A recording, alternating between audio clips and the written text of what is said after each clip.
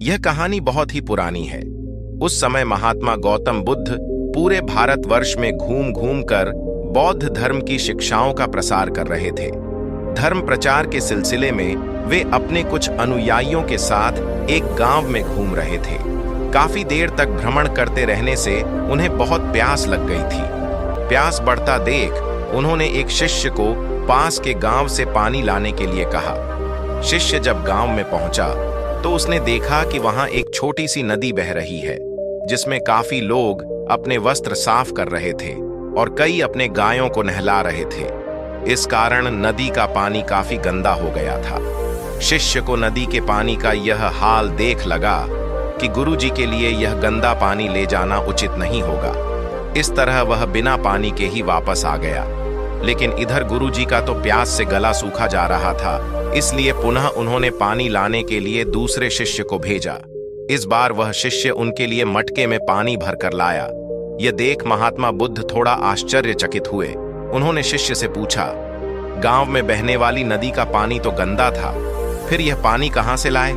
शिष्य बोला, हाँ गुरुजी, उस नदी का जल सही में बहुत गंदा था, परंतु जब सभी अपना कार्य खत्म करके चले गए तब मैंने कुछ देर वहां ठहर कर पानी में मिली मिट्टी के नदी के तल में बैठने का इंतजार किया।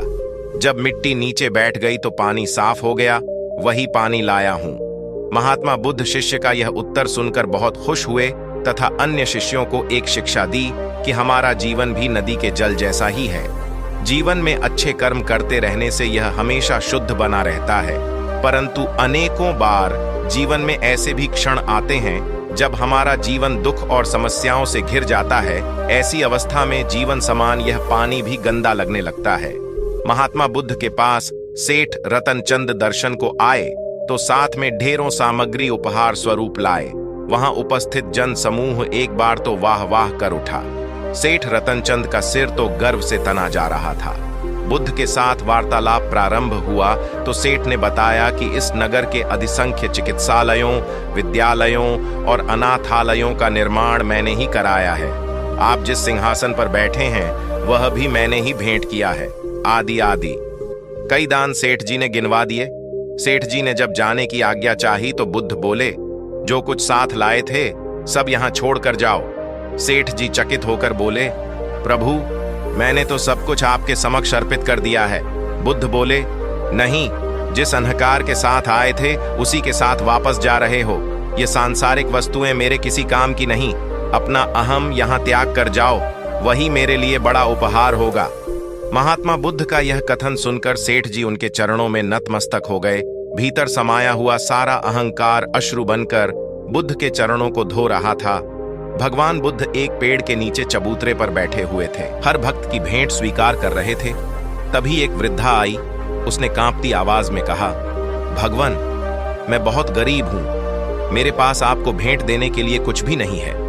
हाँ, आज एक आम मिला है, मैं इसे आधा खा चुकी थी। तभी पता चला कि तथागत आज दान ग्रहण करेंगे, अतः मैं यह आम आपके चरणों में भेंट करने आई हूं, कृपा कर इसे स्वीकार करें।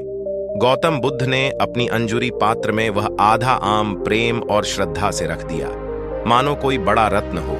वृद्धा संतुष्ट भाव से लौट गई। वहां उपस्थित राजा यह देखकर चकित रह गया। उसे समझ नहीं कि भगवान बुद्ध वृद्धा का झूठा आम प्राप्त करने के लिए आसन छोड़कर नीचे तक हाथ पसार कर क्यों आए।